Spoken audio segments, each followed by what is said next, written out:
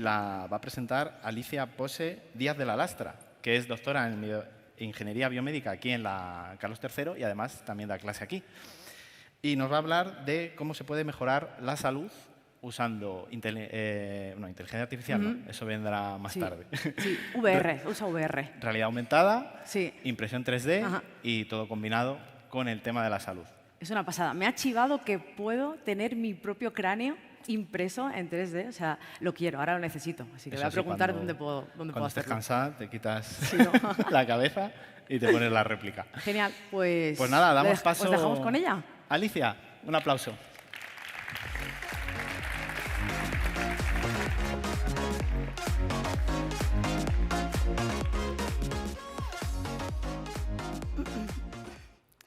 Buenos días a todos. ¿Alguna vez habéis visto alguna de esas películas futuristas en las que la gente trabaja con hologramas en su día a día como si de objetos reales se tratase? Como si realmente esos objetos virtuales se pudieran manipular como el que manipula una cuchara. ¿Qué me diríais si os dijera que esos objetos, esas películas, ya no son tan futuristas? Que hoy por hoy existen tecnologías que nos permiten precisamente hacer eso, combinar objetos virtuales en 3 dimensiones con nuestro día a día, nuestros objetos físicos en el espacio real. Esta tecnología se conoce como realidad aumentada y es de lo que va a ir mi charla. Como podéis ver en este vídeo, la realidad aumentada es precisamente lo que acabo de explicar y como podéis ver, lo que vamos a hacer es ver nuestro mundo real a través de la cámara de mi dispositivo, en este caso mi móvil, y podemos ver mi mano y esa estructura tan rara que estoy sujetando y la pared de fondo. Pero además, lo que vamos a ver es ese modelo virtual en 3 dimensiones que no solo se muestra ahí, sino que además está perfectamente alineado con mi mundo real, ¿verdad? El modelo se mueve conforme yo muevo mi mano. Lo que veis en este caso particular es una pelvis de un paciente, en la mitad de la pelvis nos faltaría el lado izquierdo, y lo rojo que veis es un tumor. Pero bueno, es simplemente un ejemplo. Teniendo en cuenta esta definición, quiero preguntaros a vosotros como público si alguna vez habéis utilizado la realidad aumentada o la habéis visto en algún sitio. Por favor, levantad las manos. ¡Guau! ¡Cuánta gente! ¿Y los que no lo han visto nunca? Para los que no han levantado la mano, dejadme que os dé algunos ejemplos que os ayuden a refrescaros la memoria. ¿Alguien ha jugado alguna vez al videojuego Pokémon Go? ¿Sí? Esto es un caso muy claro de realidad aumentada. ¿Por qué? Si recordamos la definición, vamos a ver el mundo a través de la cámara de nuestro dispositivo, vamos a ver, por ejemplo, nuestra habitación y de repente, en nuestro escritorio, ahí está Pikachu. Este objeto virtual, Pikachu en este caso, no está además flotando en el aire, no está atravesando una pared, no, está de pie, encima de nuestro escritorio, perfectamente integrado con nuestro entorno. Dejadme que os dé otro ejemplo. Las redes sociales. ¿Quién no ha utilizado alguna vez un filtro de Snapchat, Instagram, Facebook, TikTok, depende de la generación de la que seamos? ¿Sí? ¿Quién nos ha puesto alguna vez unas orejitas de un perro muy graciosas? Esto también es realidad aumentada, ¿verdad? Porque vemos el mundo, nos vemos a nosotros mismos a través de la cámara y además vemos unas gafas de sol que nos pongamos. Y estas gafas no van a estar estáticas en la pantalla, nos van a seguir conforme nosotros movamos la cabeza. Perfectamente integrado. Más ejemplos. ¿Quién no ha visto alguna vez algún partido de algún deporte que nos guste? Fútbol, baloncesto, golf, lo que a cada uno le interese. Y hemos visto estas estadísticas, el nombre corriendo por encima de nuestros personajes en tiempo real, las faltas, incluso la trayectoria que ha seguido ese jugador para meter esa gran canasta, por ejemplo. Otro ejemplo de realidad aumentada. Y ya no nos metemos tanto en el ocio, por ejemplo, sino en el telediario, en el día a día. ¿Os acordáis de aquella vez cuando erupcionó el volcán de La Palma, por ejemplo, ¿no? Y había un volcán enorme en todos los platós de televisión? Eso era realidad aumentada. Los modelos virtuales estaban ahí y nuestros presentadores podían incluso pasearse alrededor de este volcán y señalar diferentes sitios como si fuera un objeto físico que estuviera presente en su realidad también. Dicho todo esto, ¿no? Voy a volver a hacer la pregunta. ¿Alguien ha utilizado realidad aumentada alguna vez o la ha visto en algún momento? Sí, ¿verdad? Ahora yo creo que todos podemos levantar la mano. Muy bien, pues dejadme que me presente. Mi nombre es Alicia Pose, soy doctora en Ingeniería Biomédica y trabajo aquí, en el Departamento de Bioingeniería de la Universidad Carlos III de Madrid. Concretamente, trabajo en el grupo de IGT, que son las siglas de terapias guiadas por imagen en inglés.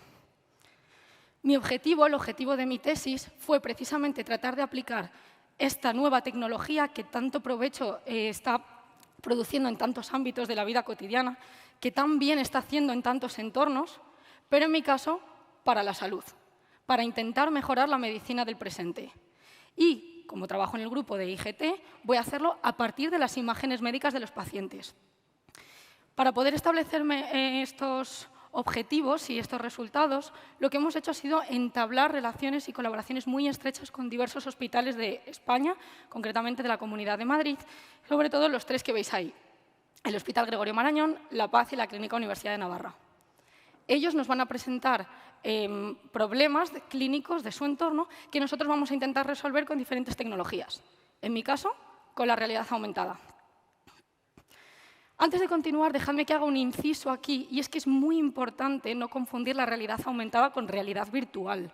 Muchas veces se utilizan ambos términos de manera indistinta, y aunque sí que tienen algo que ver, hay una diferencia clave entre ambas tecnologías. La realidad virtual nos va a sumergir en un mundo completamente ajeno, externo. Nos va a cubrir los ojos a través de unas gafas y va a controlar absolutamente todo lo que vemos, todo lo que oímos y, en función del dispositivo, incluso también todo lo que olemos.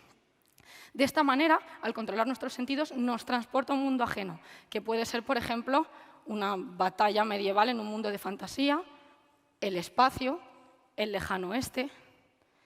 Y está muy bien, pero nosotros nos vamos a centrar en la realidad aumentada. Y luego vamos a ver por qué. Vamos a ver primero ventajas y limitaciones de ambas tecnologías. Realidad virtual. Totalmente inmersiva, como digo, nos transporta a otro mundo y no nos permite tener esa conciencia del mundo real. Es precisamente su objetivo, hacernos sentir que estamos en otra parte. Aunque tiene un pequeño problema, y es que si se llevan estas gafas durante prolongados periodos de tiempo, es posible que empiecen a aparecer algunos efectos adversos secundarios, como fatiga, náuseas, etc. Se puede utilizar, pero con moderación, por supuesto. Por el otro lado, tenemos la realidad aumentada. Como he dicho, aquí sí que somos conscientes del mundo que nos rodea. Vemos el mundo y, además, esos son modelos virtuales superpuestos. Se llama, de hecho, aumentada porque aumenta nuestra percepción de la realidad. Vemos más cosas de las que realmente hay. Aquí sí que tenemos conciencia en todo momento del mundo que nos rodea. Y podemos interactuar tanto con el mundo real como el mundo virtual de manera simultánea e indistintamente. Esto también tiene limitaciones, no está libre de problemas. Y es que aquí nosotros queremos que Pikachu no esté atravesando esa mesa. Si queremos que se integre bien el mundo real y el mundo virtual, tenemos que encontrar la manera de alinear ambos mundos. Y esto voy a hablar de ello más adelante en esta misma charla. Como he dicho, me voy a centrar en la realidad aumentada. ¿Por qué? No es que la realidad virtual no se haya utilizado ya en el entorno clínico. Se ha hecho, sobre todo en ámbitos de simulación, entrenamiento, docencia. ¿Para qué? Para que un cirujano, por ejemplo, pueda practicar un procedimiento complejo antes de ir al quirófano sin necesidad de alquilar un quirófano él en un momento que esté libre y, lo más importante, sin necesidad de molestar a un paciente. Puede hacer este tipo de entrenamiento desde el salón de su casa. Muy cómodo, es muy útil. Sin embargo, nosotros aquí en la Carlos III queríamos ir un pasito más allá. No queríamos limitarnos únicamente a la simulación y al entrenamiento. Queríamos ayudar en las propias cirugías. Pero claro, planteaos la situación. Yo soy un cirujano, voy a operar a mi paciente, tengo un bisturí en la mano. Sería interesante que fuera consciente del entorno que me rodea, ¿verdad? Para saber dónde corto. Entonces, digamos que la realidad virtual queda descartada, porque no me deja tener esa conciencia. Quien sí que me deja, perdón, la realidad virtual no me deja, quien sí que me deja es la realidad aumentada. Y por eso nos centramos en ella. Una vez hemos decidido qué tecnología queremos utilizar, vamos a analizar qué diferentes dispositivos se pueden emplear, cuáles son compatibles con esta tecnología. En primer lugar, monitores de pantalla plana. Aquí hablo, por ejemplo, de un móvil, un smartphone o una tablet. Ventajas. Son baratos, ¿verdad? Asequibles. Todo el mundo tiene un smartphone hoy en día. Todo el mundo está hecho a hacerlo. Es intuitivo, es cómodo. Pero, claro, si tenemos un móvil, ¿cuánto puede medir un móvil? ¿Una cosa así? Pues mi experiencia virtual se limita a este tamaño de pantalla. Que no, que quiero usar una tablet. Vale, pues a este tamaño de pantalla. Igual a veces se me queda un poco pobre. Además, tiene más limitaciones. Por ejemplo, es un poco incómodo de sujetar, ¿no? Porque te obliga a tener una mano siempre sujetándolo. Imaginaos que soy un cirujano y estoy operando así. Bueno, alternativamente puedes colocar el móvil en un trípode, y de hecho se ha hecho, ¿eh? Pero bueno, también ahí tienes pues, tus requisitos de hardware, ¿no? El espacio en el quirófano, que nunca es mucho. Bueno, pues sus limitaciones. Se ha utilizado, y de hecho os voy a poner ejemplos para que veáis que es útil, se ha llevado a la práctica clínica y ha dado muy buenos resultados. Pero bueno, simplemente hay que tener en cuenta estas limitaciones. Y por último, que las capacidades de reconocimiento son limitadas. ¿Esto qué significa? Podemos pulsar botones en nuestra pantalla, está guay, pero se queda un poco ahí. Alternativamente, tenemos gafas de realidad aumentada. Por ejemplo, las que veis aquí son las Microsoft HoloLens 2, que son precisamente las que nosotros utilizamos en nuestro laboratorio. Esto, la sujeción muchísimo más cómoda. Tú te las pones en la cabeza y allá donde mires la realidad aumentada va a estar perfectamente integrada con tu entorno. Es más, yo puedo dejar aquí mi objeto, me voy y cuando vuelvo mi objeto va a seguir ahí. Perfectamente integrado, igual que la mesa que he dejado de fondo. Además, esto tiene unas capacidades de reconocimiento mucho mejores. Tienen incorporados un montón de sensores que van a permitir detectar mis manos, mis gestos, mi voz e incluso mi iris. Fijaos, igualito que los móviles. Y además, como he dicho, la realidad aumentada va a estar allá donde se mire. ¿Problemas? Bueno, pues que más caro. Claro, o sea, está bien, pero es más caro. Y hablo de 10 veces más caro, más o menos. Si podemos estimar que un móvil decente, así bien, ¿cuánto puede costar? Unos 400 euros, más o menos. Si no hablamos de Apple, claro, un Android. 400 euros, bueno, pues mis gafas van a costar unos 4.000 euros. Pongamos que esto no es para el usuario del día a día, ¿vale? Hablamos de hospitales. ¿Qué son 4.000 euros cuando puedes salvar vidas con esta tecnología, verdad? Claro que sí. Ahora bien, depende de los usuarios. Hay gente que necesita un pequeñito entrenamiento para hacerse a esa sensación de profundidad. Hay gente que lo pilla muy rápido, pero bueno, sí que es verdad que en comparación con un móvil que todo el mundo sabe utilizar, hay veces que necesitamos ese control de, no, mi holograma está un poquito más allá, pero bueno, nada, pequeño, ¿eh? Todo el mundo lo ha acabado pillando. Entonces, como os comento, hemos decidido ya que queremos utilizar la realidad aumentada, vamos a decidir qué dispositivo queremos utilizar. Ahora bien, ¿recordáis el problema que os he dicho antes de alinear mundo real y mundo virtual de manera precisa? Dejadme que os cuente cómo hemos resuelto ese problema nosotros aquí en el grupo de IGT. Vamos a combinar esta tecnología con la impresión 3D, también otra tecnología súper puntera, ¿no?, que se utiliza ahora para un mogollón de cosas. La impresión 3D, como muchos ya sabréis, nos permite crear objetos 3D físicos, reales, tangibles, a partir de modelos virtuales que yo diseñe en un ordenador.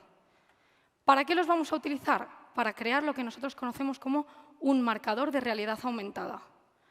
Este problema que os he dicho de alinear ambos mundos se conoce como registro y es el mayor reto que tienen estas aplicaciones de realidad aumentada, lo que nos permite asegurarnos de que el holograma que estamos poniendo realmente está donde tiene que estar. Estos marcadores de realidad aumentada son precisamente los que nos permiten establecer el vínculo entre mi mundo real y virtual, porque es un objeto físico que yo tengo y que contiene una serie de patrones característicos que mi dispositivo va a ser capaz de reconocer. Singularidades. No tiene por qué ser nada en concreto, pero tiene que tener muchas entradas, salidas, muchas líneas, círculos. En este caso, por ejemplo, es algo que hemos diseñado nosotros, que nos hace especial gracia porque tiene iconos que tienen un significado para nosotros. De hecho, pone UC3M en una de las esquinas. Hemos hablado de de patrones, pero pueden ser, como digo, otras muchas cosas. Puede ser, por ejemplo, dibujos que hayamos diseñado nosotros, o puede ser, en lugar de tridimensional, puede ser plano. Dejadme que os los enseñe. Este es el tamaño que tienen. Aquí estáis viendo el plano que tenéis a vuestra derecha. Este marcador es lo que va a establecer ese vínculo. ¿Por qué? Porque vamos a introducir una serie de algoritmos de reconocimiento de patrones, un software de reconocimiento de patrones, que por visión, por ordenador, va a ser capaz de detectar esto. Pero, como os digo, puede ser cualquier cosa, siempre y cuando digamos que es esto lo que queremos identificar.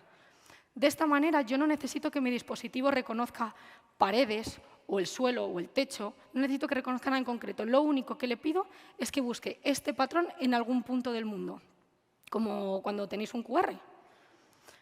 Y una vez detectes esto, me proyectas en relación a esto lo que sea. ¿Sí?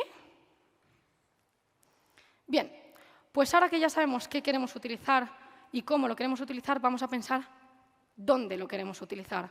Como os he dicho, yo soy ingeniera biomédica. Como ingeniera intento desarrollar soluciones que puedan resolver un problema del entorno. Como biomédica, ese entorno es el entorno clínico. En mi caso, empecé centrándome en el tema del cáncer. Todos hemos oído hablar del cáncer y, desgraciadamente, todos conocemos a alguien que o lo ha sufrido o está actualmente luchando contra él. En mi caso, yo me centré en la oncología ortopédica, es decir, los tumores que afectan a los músculos y a los huesos. El tratamiento estándar para este tipo de situaciones conlleva la resección total del tumor mediante cirugía. ¿El problema? Pues que cuando llegamos al quirófano y abrimos a nuestro paciente, resulta que por dentro todo es igual, todo es rojo. Y entonces, ¿cómo podemos estar seguros de que hemos quitado todo el tumor y no nos ha quedado una sección en algún punto que pueda reavivar el cáncer en el futuro? ¿Sabéis cómo lo saben los cirujanos? Pues no lo saben. Lo que se suele hacer en estos casos, normalmente, es que se saca un TAC al paciente antes de la cirugía, que es un tipo de imagen médica que nos enseña a nuestro paciente en 3 dimensiones, todo el entero. En ese TAC se puede identificar muy bien ese tumor. En base a eso y a la experiencia previa que tenga mi cirujano, va a poder ir al quirófano y resecar el tumor. Lo que pasa es que, claro, esto no es infalible y en muchos casos depende la tasa de éxito de la experiencia y el arte que tenga nuestro cirujano. ¿Esto qué causa? Pues que unas tasas de recurrencia local y supervivencia a 5 años que dan un poco de miedo. Entonces, en nuestro caso, lo que quisimos fue intentar aprovechar esta tecnología para aportar nuestro granito de arena e intentar hacer que estas cirugías fueran más precisas, más exactas, menos dependientes del cirujano, que es el que va a realizar la operación, etc. Y dejadme que os cuente cómo lo hacemos. Os voy a plantear a continuación el flujo de trabajo que hemos desarrollado aquí. Consta de 6 pasos y los vamos a ver uno por uno. Como os he dicho que trabajo en el grupo de imagen médica, pues el paso 1 es adquirir una imagen médica. Estas imágenes son muy útiles porque nos permiten ver el interior de nuestros pacientes sin necesidad de abrirlos realmente. Como ya muchos sabréis, hay un montón de imágenes médicas. Tenemos la radiografía, la resonancia magnética, la medicina nuclear, ultrasonidos y tenemos el TAC. El TAC utiliza radiación ionizante, ¿vale? Son rayos X, es como una radiografía, pero muchísimas. Pero a pesar de ello, a pesar de que utilice esta radiación ionizante, es muy útil y nos da información de nuestro paciente como si lo cortáramos en rodajitas, en todos los ejes, desde arriba, desde el lado, desde de frente, como queramos. Entonces nos da mucha resolución y lo que es más importante, nos da mucha resolución en los huesos, que como he dicho, a nosotros es una cosa que nos importa mucho. Entonces, como digo, nos vamos a centrar en este TAC, va a ser la imagen en la que basemos nuestros desarrollos. Paso número 2. Vamos a hacer un postprocesado de la imagen en un proceso que se conoce como segmentación. ¿Qué segmentación? Es una palabra muy rimbombante que nos gusta utilizar a nosotros porque nos da como aires de superioridad, pero para que nos entendamos es pintar y colorear. ¿Vale? Volvemos a parvulitos y vamos a seleccionar de la imagen, si lo que veis ahí es el torso de un paciente, más o menos desde esta altura hasta la parte de arriba del fémur, que tiene un tumor, que es lo que veis en rojo, en la cadera, que está pintado en verde. ¿Lo veis? Podemos ver a este mismo paciente como cortado así y visto desde arriba, visto desde el lateral y visto desde frente. Este tumor hay que quitarlo. Entonces vamos a segmentar estas estructuras de interés, concretamente el tumor y el hueso circundante. Este caso es el mismo que hemos visto originalmente en el vídeo del principio, ¿os acordáis? Vale, pues ¿para qué segmentamos? Paso número 3. Como estamos pintando en 3 dimensiones, realmente lo que estamos haciendo es generar un modelo en 3D, ¿lo veis? Este proceso se conoce como renderizado de superficie y nos permite precisamente crear estos modelos 3D virtuales a partir de lo que hemos segmentado. Y luego le asignaremos colores, bueno, pues para que sea más intuitivo y mejorar la visualización. Hueso blanco, tumor rojo o azul, o lo que queramos, porque somos desarrolladores, programadores, podemos controlar lo que queramos. Colores. Paso número 4. Una vez tenemos generado ese modelo 3D de los pacientes, vamos a crear lo que se conocen como guías quirúrgicas. Permitidme que saque más juguetitos. Este es mi paciente. es, de hecho, el paciente que veis ahí. Esto está impreso en 3D. Ahora vamos a hablar de la impresión 3D. Vamos a coger ese modelo 3D que hemos creado de nuestro paciente y que sabemos que representa fielmente el interior de su paciente, porque lo hemos sacado a partir de la imagen médica, y vamos a crear una estructura, una guía quirúrgica, como negativo de esta superficie, que corresponda exactamente con este relieve de aquí. Estas guías se han utilizado tradicionalmente, por ejemplo, para guiar planos de corte. Tú la enganchas en el paciente y te ayuda a definir por dónde tienes que cortar el hueso en el caso de que lo quieras sacar por algo, porque está dañado, por ejemplo. ¿Por qué vamos a hacer esto? Porque estas guías, que ya existían, las vamos a modificar ligeramente para ponerle un pequeño soporte aquí arriba. No sé si lo veis. ¿Para qué es ese soporte? Me va a permitir enganchar este marcador de realidad aumentada del que hemos hablado antes. ¿Os acordáis? Esto engancha en una posición muy concreta y se queda aquí fijo. ¿Y ahora qué vamos a hacer? Siguiente paso, impresión 3D. Como digo, mi marcador lo colocamos ahí. Me encantan las animaciones. Siguiente paso, impresión 3D. Esta guía que hemos creado la vamos a imprimir en un material biocompatible, una especie de resina que es biocompatible. Esta pieza se imprime mediante la técnica de estereolitografía, para los entendidos de esto. Por otro lado, vamos a imprimir en PLA, por la técnica de FDM, modelado por deposición fundida. Vamos a imprimir nuestro marcador en 2 colores y vamos a imprimir también a nuestro paciente. Esto realmente no sirve para la cirugía como tal, pero nos sirve para que los cirujanos puedan ver mejor cómo es el paciente, entender mejor su anatomía en 3 dimensiones en un objeto físico que ellos van a poder tocar. E incluso, si les hace falta, realizar aquí pruebas de planificación quirúrgica antes de llegar al propio quirófano. Conclusión. Yo tengo esas son mis guías quirúrgicas. Yo voy a tener mi paciente, pongamos que este es mi paciente real, y mi guía quirúrgica que, como he dicho, se ha generado a partir del propio relieve de este hueso. Cuando yo imprima esta guía, la idea es que en el quirófano encaje con precisión en el propio hueso de mi paciente. ¿No encaja? Voy probando. Ah, aquí encajó. ¿Lo veis? Encaja como si fuera un puzzle. Y ahora el tema es que puedo enganchar mi marcador de realidad aumentada. Como conocemos la posición relativa entre mi marcador, mi guía quirúrgica y mi modelo anatómico, mi paciente, puedo crear una aplicación de realidad aumentada, ese es el paso 6, que me va a permitir proyectar la anatomía interna de mi paciente, modelos virtuales de mi paciente, superpuestos al propio paciente en la cirugía. Cuando vea esto, proyéctame el tumor aquí. ¿Lo veis? Bueno, pues vamos a ver un ejemplo así con una animación muy chula. Digamos que estamos en el quirófano, este es mi cirujano, mi paciente, hacemos una pequeña incisión, pequeña, sobre la zona en la que queremos colocar esta guía quirúrgica, más o menos. Hacemos la incisión hasta llegar al hueso. Cogemos la guía quirúrgica y la colocamos en nuestro paciente. Una vez tenemos hecho ya esto, lo único que tiene que hacer el cirujano es coger su dispositivo de realidad aumentada, las gafas o el móvil, lo que esté utilizando, y apuntar a este marcador.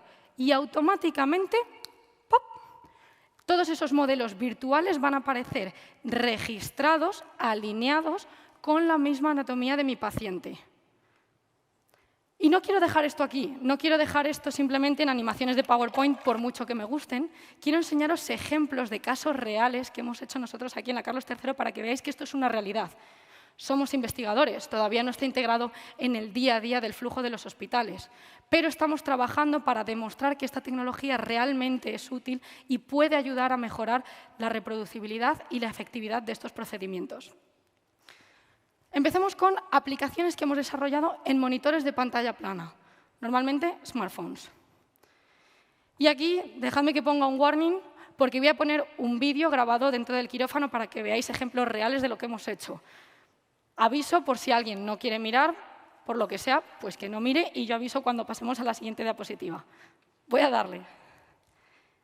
Muy bien, pues como veis, en este caso estamos operando a un paciente que tiene un tumor en la pierna, al lado del fémur.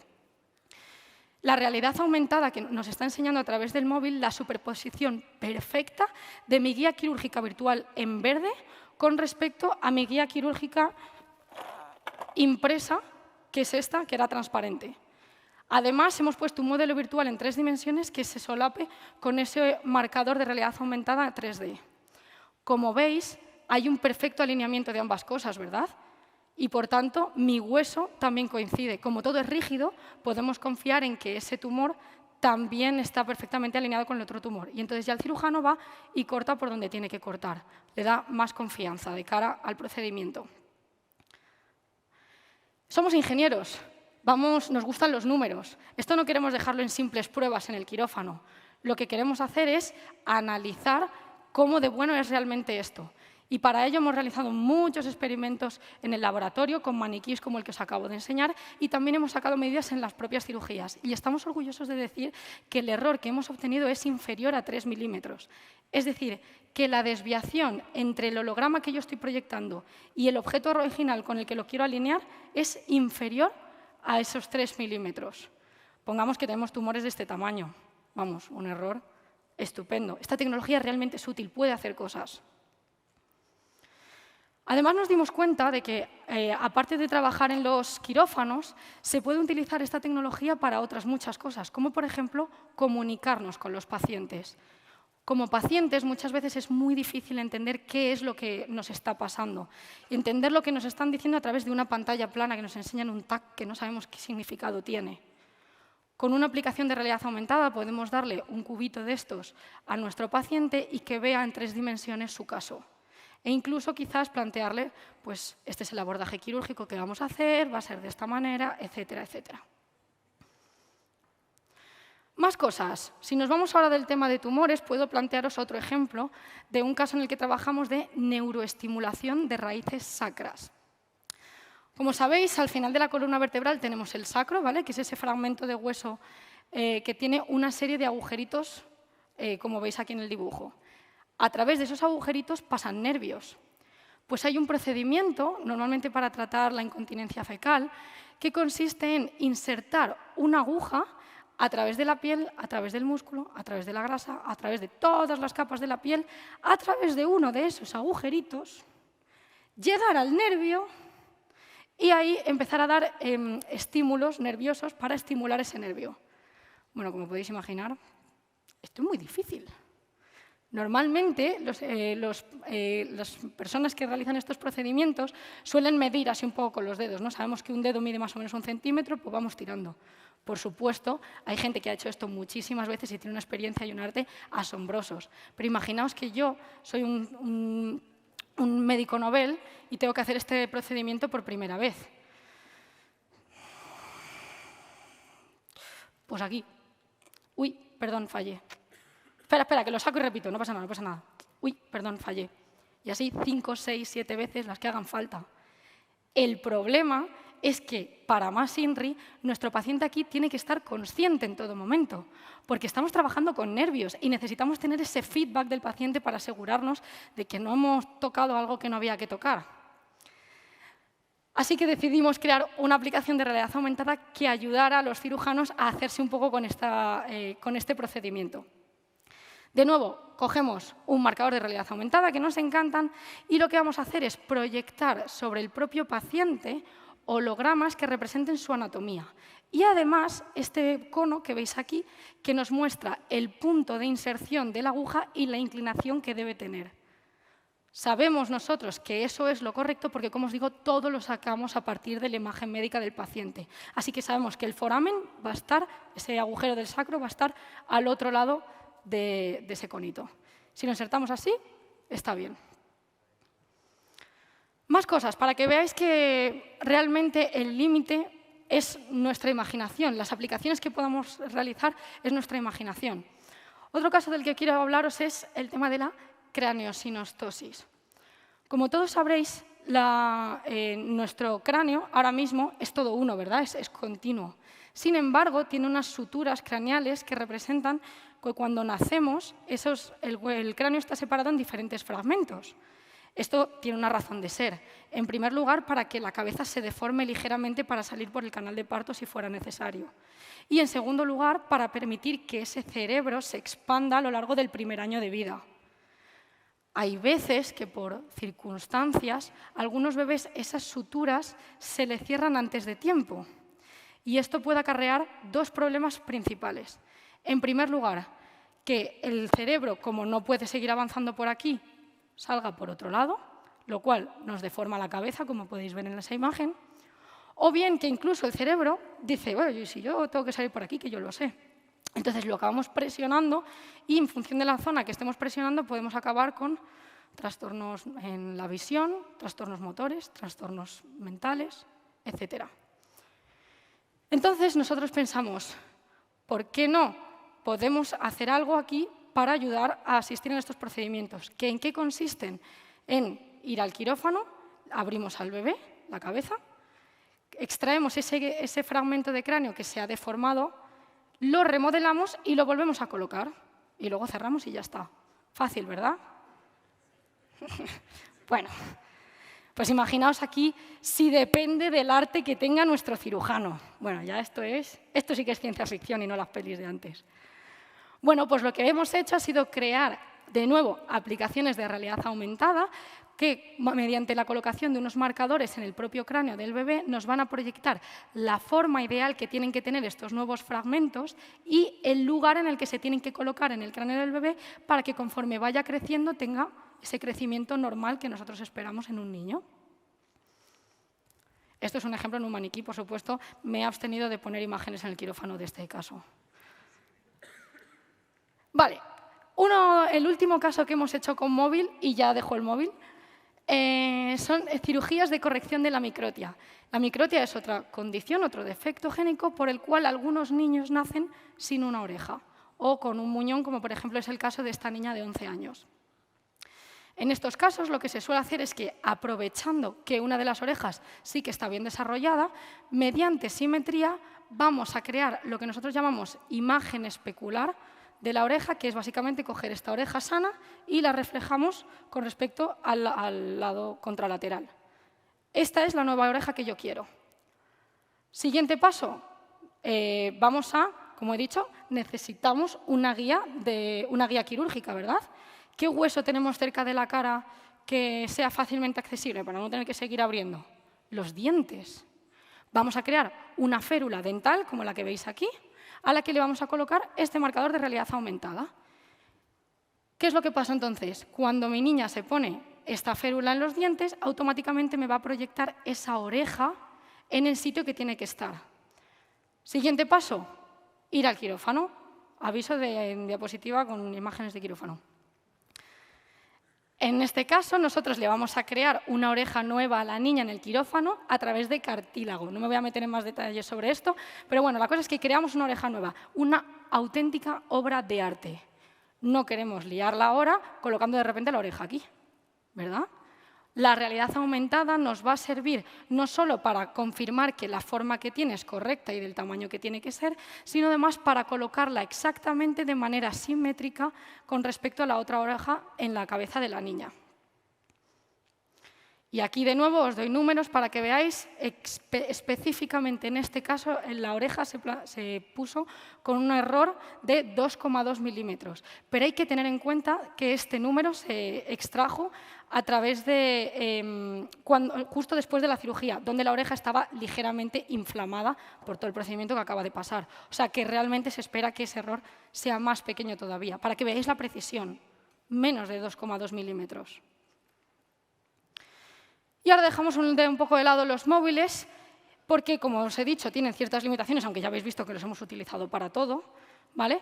Y vamos a dar un pasito más allá en la realidad aumentada y vamos a trabajar con gafas. Cosas buenas que tienen las gafas, como os he dicho, detectan las manos. Me van a permitir ir y agarrar los hologramas directamente como si se tratara de una cuchara. En este caso no necesito que mi usuario esté agarrando unos mandos, unos joysticks, unos controladores. No, son las propias manos. Una interacción muy intuitiva. Además, como veis ahí, se pueden crear también paneles de control, botones, barras deslizadoras que me permitan editar la manera en la que esos hologramas se ven en el quirófano para ajustarnos a las necesidades del cirujano. Estos paneles se pueden colocar en cualquier parte del mundo para que de verdad estén accesibles, como el que tiene la mesa con las herramientas quirúrgicas, el bisturí y demás, pues tiene aquí este panel para ajustar lo otro, todo delante de los ojos del cirujano. Y bueno, pues cuando empezamos a hacer esto, ¿qué fue lo primero que hicimos? Pues intentar trasladar lo que ya habíamos hecho en móviles, pero a las gafas. En este caso es una aplicación que hicimos para comunicarnos con el paciente y explicarle a esta chica pues, cómo iba a ser el abordaje quirúrgico, cómo era el tumor que tenía, por dónde se iba a cortar, etc. Nueva diapositiva sacada en el quirófano. Bueno, es un poco morboso, sí que somos, la verdad. Paso. Como veis, este vídeo se sacó, es una traslación directa de esa aplicación que hicimos con el móvil, pero en este caso para un paciente que tenía un tumor aquí en la escápula, que lo hemos puesto en azul para que destaque más con respecto a todo el resto rojo que hay en el quirófano. A mí este vídeo la verdad es que me gusta mucho porque podéis ver que aunque el paciente se mueva, la guía quirúrgica que hemos puesto se atornilla en el hueso del paciente, está fija, por lo tanto el marcador también.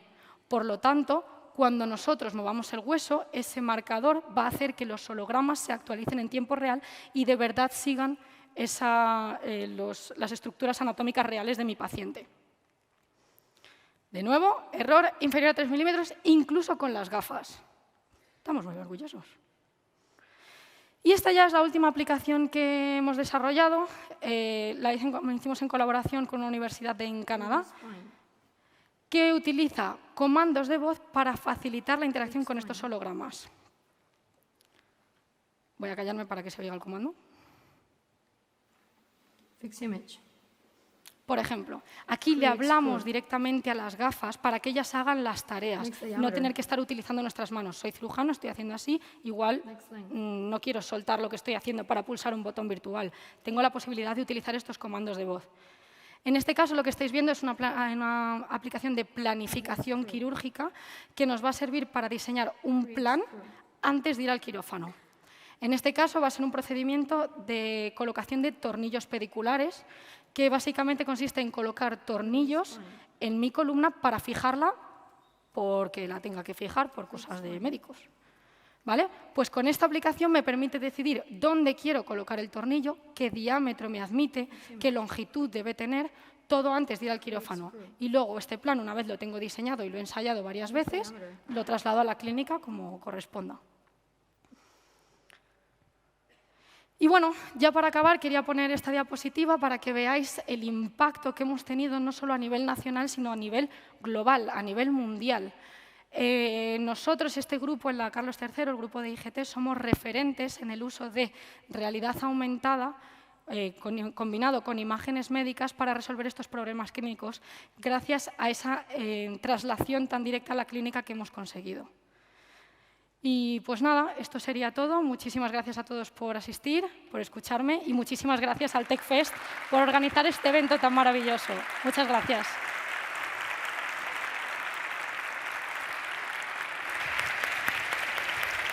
¡Qué pasada! Qué bien. Ha sido una pasada. Oh, me ha flipado la charla. Ha sido una pasada. Vamos a tener ahora turno de preguntas, así que, por favor, Levantáis ¿quién la mano se anima? y Vamos a ir pasando algún micros. voluntario se acercará al micrófono. Sí, aquí en la Por ahí. tercera fila tenemos un bracito levantado. Ahora Ahí llega. nuestros compis te llevan el micro para que puedas hacer la pregunta. Bueno, muchas gracias por la charla, Alicia, súper interesante. Me ha quedado al lado un poco de la parte de segmentación de las imágenes que has comentado, el segundo paso. No sé, como tenías también, has comentado que era máster en inteligencia artificial en salud y tal. No sé si esa parte de segmentación se usa algún modelo de inteligencia artificial para saber dónde está el tumor o algo, o se hace a mano o eso. La verdad es que eso ha sido maravilloso. En estos últimos años hemos visto una revolución que a nosotros nos ha salvado la vida. Cuando yo empecé a trabajar, en 2020, no os imaginéis que esto fue hace 20 años, yo segmentaba a mano, pintaba y coloreaba yo cada uno de los cortecitos para identificar las estructuras. El hueso es muy fácil de identificar porque en un TAC es muy blanco en comparación con el resto de estructuras. Así que simplemente asignando un umbral podemos decir, lo blanco es hueso, fácil. Pero el tumor es más difícil de identificar. Es más, yo necesitaba que los médicos me dijeran qué era tumor y qué no. A ver si voy a segmentar el bazo de repente y la liamos. ¿No? Entonces yo, con su ayuda, pintaba, en este corte pintaba todo entero. Daba un salto, volvía a pintar, daba un salto, volvía a pintar. Era horroroso. Una mañana entera me podía pasar segmentando únicamente el tumor. Gracias a la inteligencia artificial, efectivamente, hemos podido automatizar este proceso y ahora, de hecho, hay un nuevo módulo, salió hace unos años, muy famoso, Total Segmentator, no sé si habéis oído hablar de él.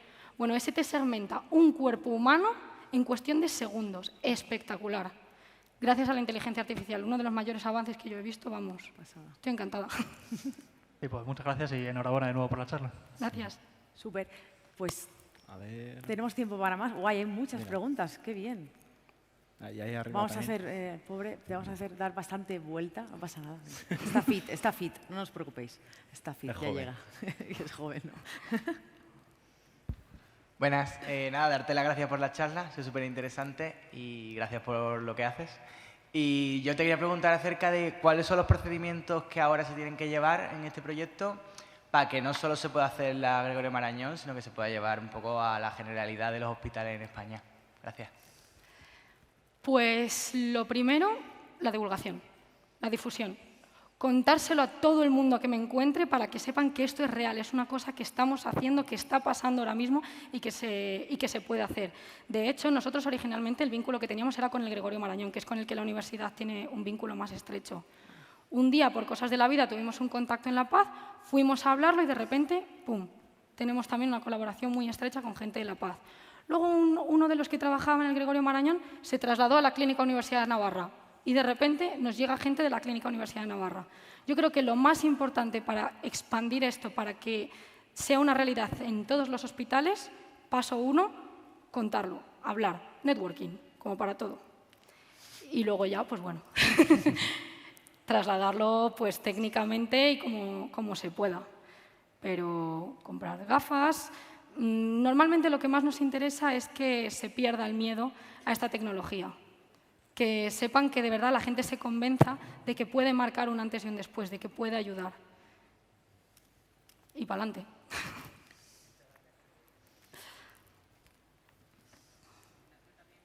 Uy.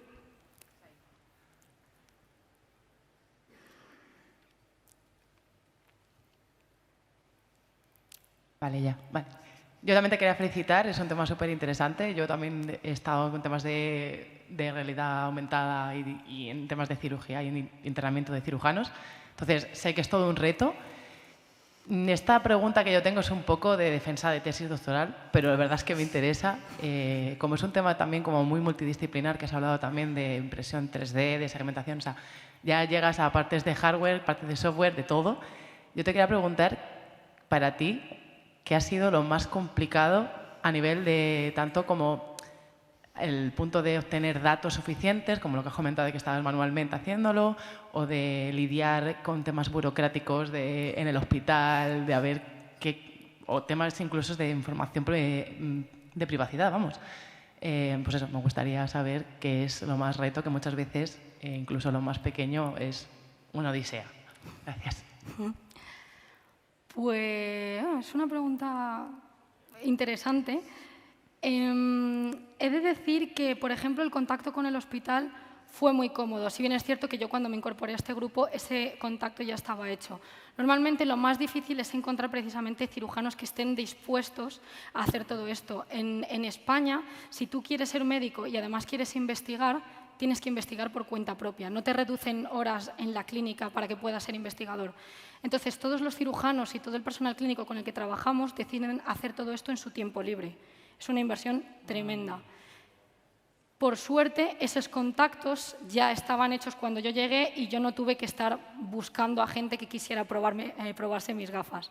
Entonces, esa parte la verdad es que fue fácil.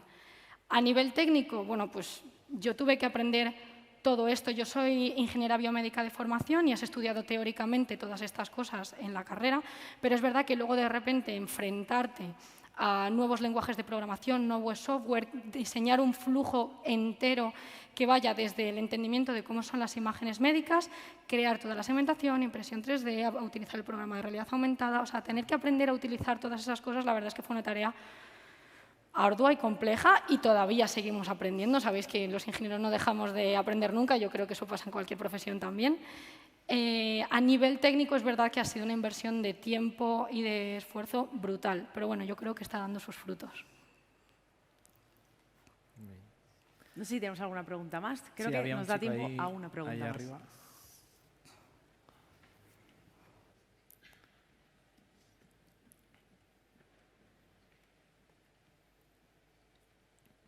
Primero que nada, excelente charla, estuvo muy interesante, sinceramente. Y nada, pues admiro mucho el trabajo tuyo y de tu equipo, por supuesto. Mi pregunta iba más acerca de lo que es el Apple Vision Pro. Quería preguntar si, yo sé que es tecnología muy nueva para sacar conclusiones, pero si ves una oportunidad para esta tecnología en esta investigación o si sientes que el HoloLens es suficiente para los casos de usos que ustedes han presentado durante todo su trabajo.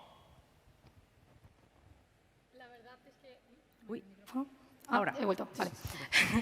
La verdad es que llevamos hablando de las Apple Vision Pro meses y meses. He de decir que estás hablando con una fan de Microsoft HoloLens, ¿vale? Entonces, muy imparcial no soy, la verdad. He probado las Apple Vision Pro, están bien. Personalmente creo que han generado ese furor porque son de Apple, pero no hacen nada que yo haya visto que no puedan hacer con las gafas. Es más, desde mi punto de vista están más limitadas por varias cosas. En primer lugar, las Apple Vision Pro requieren que estén siempre enchufadas a una batería que, aunque te puedas poner en el bolsillo, si tú quieres ir al quirófano es otro cable adicional que estás añadiendo. En segundo lugar, las HoloLens te permiten ver el mundo con tus propios ojos, tal cual, porque son como una especie de gafas de sol. Ves el mundo, visión óptica, que se llama. En las Apple Vision Pro, ahora vais a ver que lo de visión óptica no es redundante, en las Apple Vision Pro es visión del mundo a través de una cámara. Te tapan completamente los ojos y te transmiten lo que hay en el mundo a través de una cámara que te lo reproduce. Eso, aunque está bastante bien, no deja de tener un cierto pequeño lag que cuando mueves la cabeza te puede marear un poco. Y ya, por último, es Apple, ¿no? Entonces está muy bien y todo lo que tú quieras, pero Y cuesta mucho. los desarrolladores odiamos a Apple. No se puede meter ahí mano nunca. Tienen tantos protocolos de seguridad y de tal que no puedes crear tus propias aplicaciones para ahí con facilidad ni nada. Entonces, a mí me gusta Microsoft.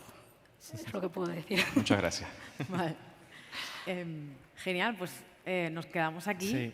Agradecerle sobre todo a Alicia la super presentación que ha hecho y por participar. Muchísimas gracias. Vosotros. Tenemos esto que está súper demandado, que creo que ya no queda en la tienda, lo siento. Hay más merchan en la tienda, pero me parece que ya no quedan de estos. Muchas gracias. Así que Están muchísimas contados. gracias. Una Gracias. pasada. Muchas gracias. ¿Puedes? Esto lo recojo. Vale. Genial.